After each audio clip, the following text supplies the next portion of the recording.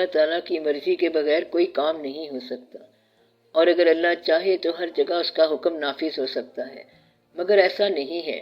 کیا یہ اس کی رضا ہے؟ مزید یہ فرمائیں کہ رضا سے کیا مراد ہے؟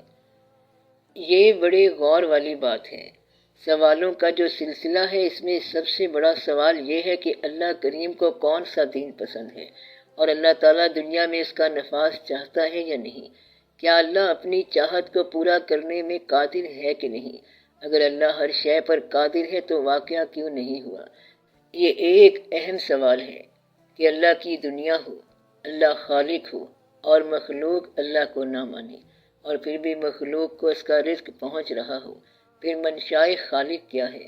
اس سوال کو اس طرح سے سمجھو کہ اگر 4 دن آپ کا عمل منشائے الہی کے عین مطابق ہو جائے تو آپ کو رضا سمجھ آ جائے گی۔ اللہ تعالیٰ کی منشا کیا ہے؟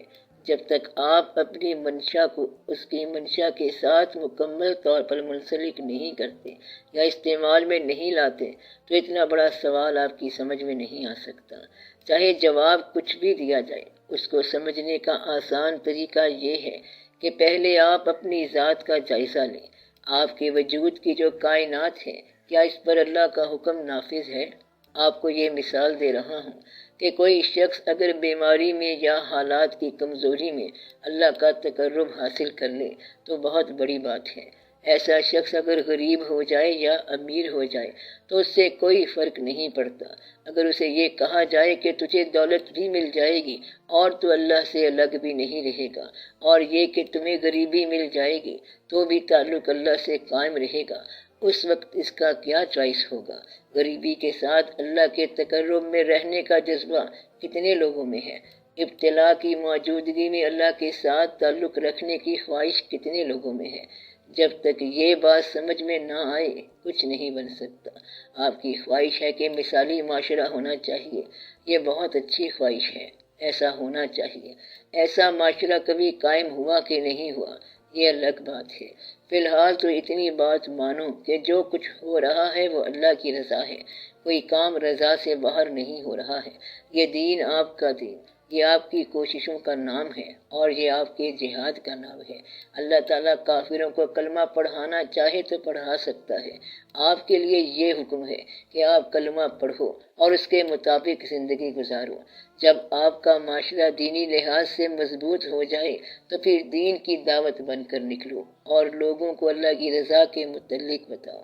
مشکل تو یہ ہے کہ ماننے والے ابھی تک اپنی ہی بات کر رہے ہیں اور دین کے بارے میں شک میں مبتلا ہو گئے ہیں۔ جب تک آپ اپنے یقین کو کوئی سمت نہ دو تب تک یہ بات سمجھ میں نہیں آئے گی۔ آپ اپنے آپ میں یقین پیدا کر لو تو اسلامی معاشرہ قائم ہو جائے گا۔ معاشرہ قائم کرنا مشکل کام نہیں ہے۔ معاشرہ کون شخص قائم کرے گا؟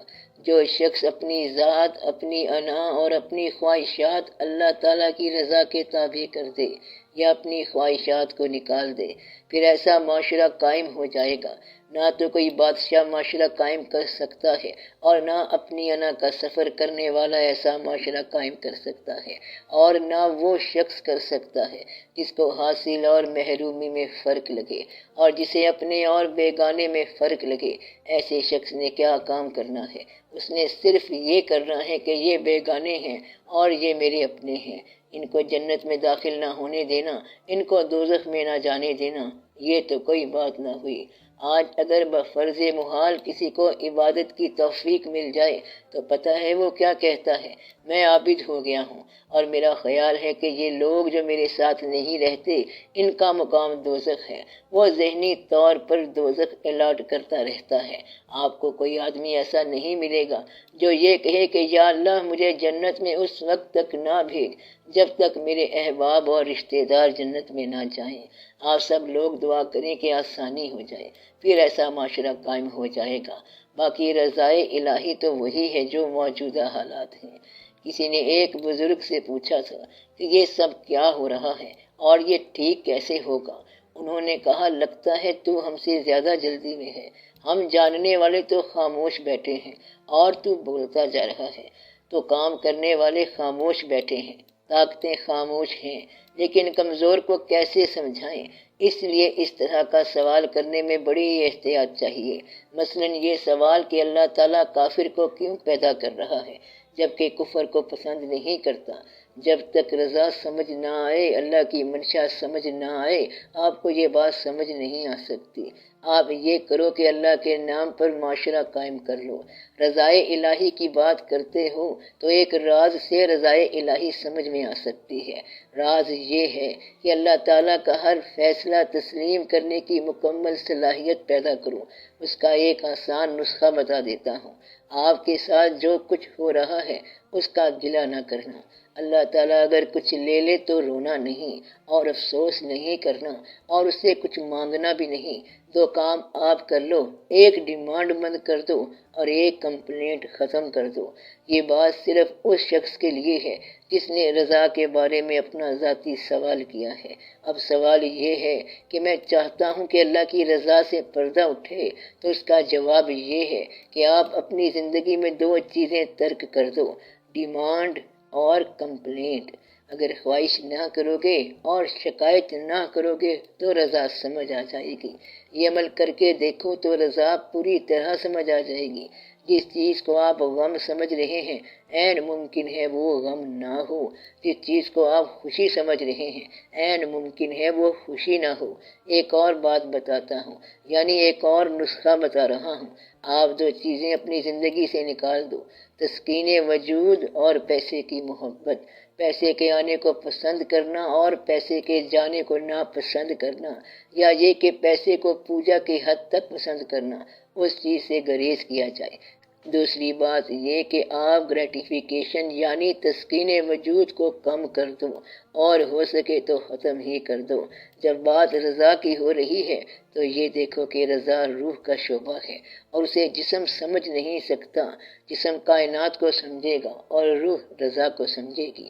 روح تک پہنچنے کے لیے ضروری ہے کہ پیسے کی لگن اور وجود کی تسکین کو زندگی کے تمام شعبوں میں روکا جائے، تب رضا سمجھ آ جاتی ہے۔ رضا کو سمجھنے کا ایک طریقہ یہ بھی ہے کہ پسندیدہ سے جدائی برداشت کی جائے اور ناپسندیدہ کا ساتھ گوارا کیا جائے۔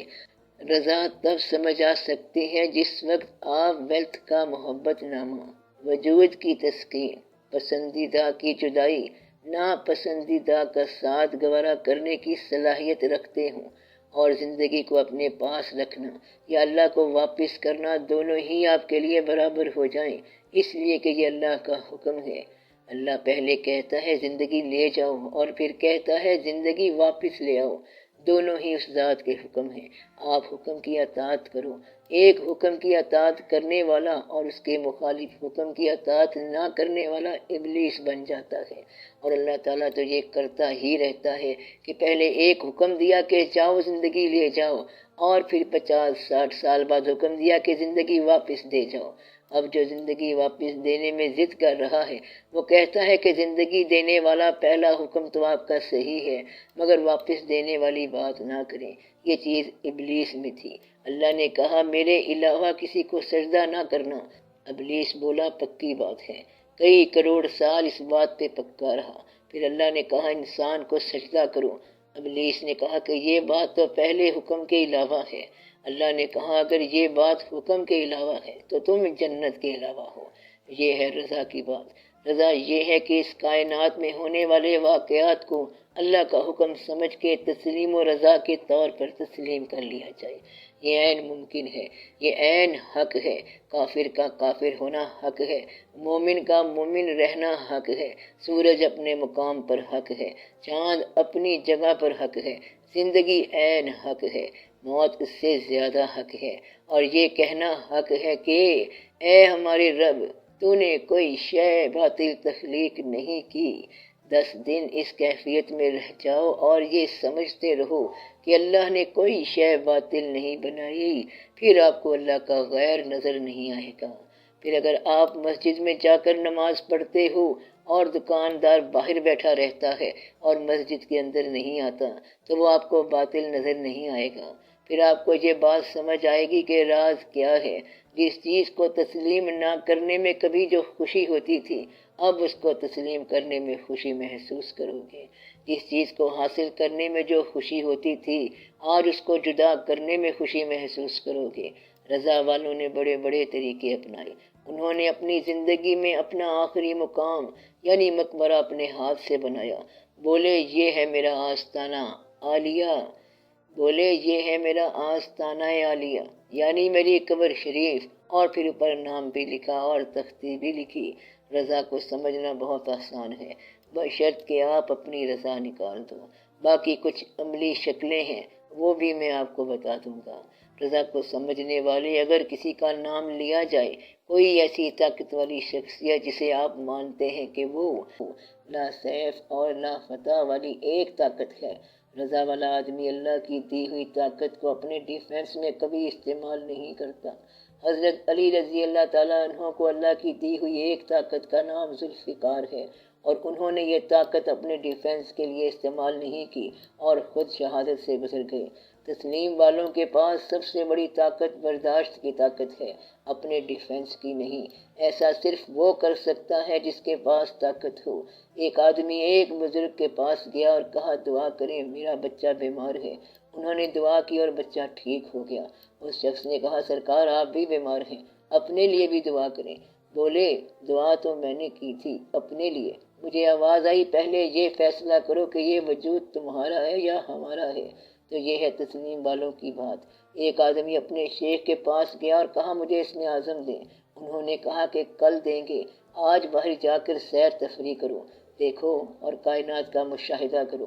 وہ آدمی شہر کے باہر گیا، کیا دیکھتا ہے کہ ایک آدمی دوسرے آدمی پر ظلم کر رہا ہے۔